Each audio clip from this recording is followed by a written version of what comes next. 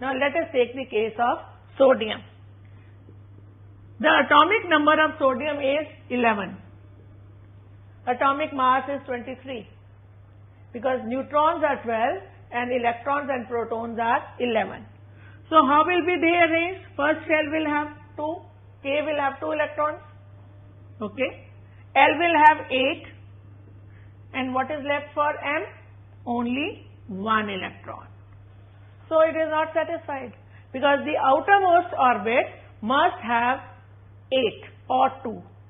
So this is not satisfied. So whenever anybody is not satisfied, even a small child, when it is not satisfied, it is cranky all the time. It is crying all the time. Now you understand why sodium is so reactive? Okay. Now let us take another case. This is a metal. Let us take a non-metal.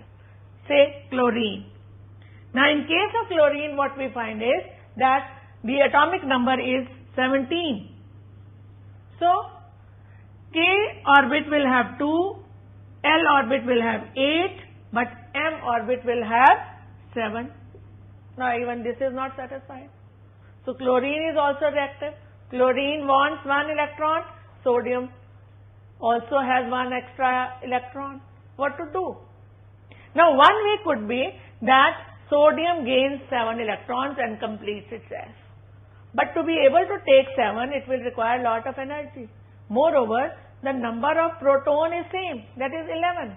How will 11 protons cope with 17 electrons? Rather it will become 18 electrons. Not possible. But what is easier? That it loses 1 electron. That can be managed. Similarly, in this case, if it loses 7, lot of energy is required. But gaining 1 is okay, within the reach. So what happens? This one goes here. So sodium and chlorine can combine with each other and form sodium chloride. Now how this happens? When it loses 1 electron, it becomes positive ion, anion. Why? Because the number of protons are 11 still, but the electrons are 10. So 10 cancels 10 and 1 is still left. So it is positive. But in the case of chlorine, because it gained 1 electron, so the electron number became 18, but the protons are 17. So it is negatively charged. Now they have become best of the friends. Because one needed to give one, another wanted to take. So it's a relationship of give and take. Such compounds are called ionic compounds. And their bond is called electrovalent. You also like those friends who sometimes help you and sometimes you help them. Will you like a friend who is all the time only asking help? Probably no. So here also what we find is that those elements which have a give and take relationship develop a stronger bond, the electrovalent bond. This is also possible in those elements which require more than 1 electron. For example, let us take the case of calcium.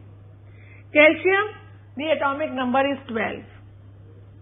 So the configuration will be 2, 8, 2. Now there are 2 electrons which can be given away. So if it is in the contact of chlorine, then 1 atom of chlorine cannot satisfy this. Because 1 electron it will take. What about the second one?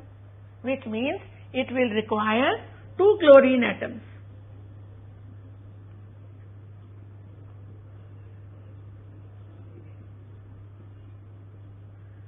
So one will come here and one will come here. And what we will have is calcium chloride. Similarly with aluminium, it will be 3. Because the atomic number of aluminium is 13. So it can give 3 electrons. So it will need 3 chlorine atoms to form aluminium chloride. Now on this basis, we can clearly understand why ionic compounds show certain kind of properties. So let us see what are the chemical properties of an ionic compound.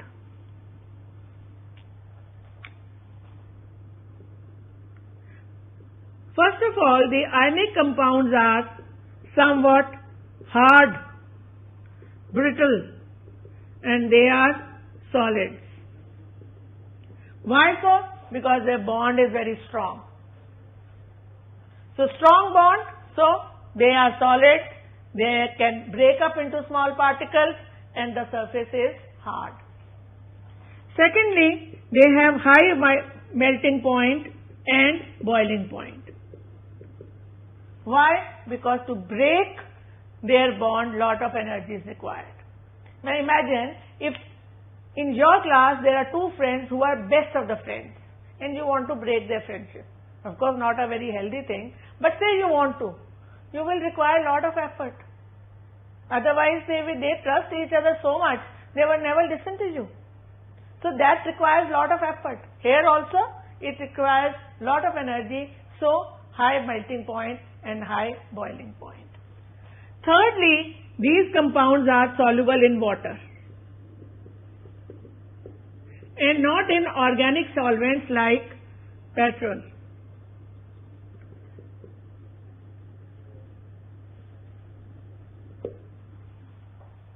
Or kerosene oil. Fourthly, in a molten state or in the solution form, the electric current can pass through it. Why? Because actually a sodium chloride or an ionic compound is only an aggregate of ions. So the moment electric current moves, these ions start moving. Now the positively charged ions will go to the negative charge and the negative will go to the positive. So in the case of say sodium chloride, sodium will go to cathode and chlorine will go to anode.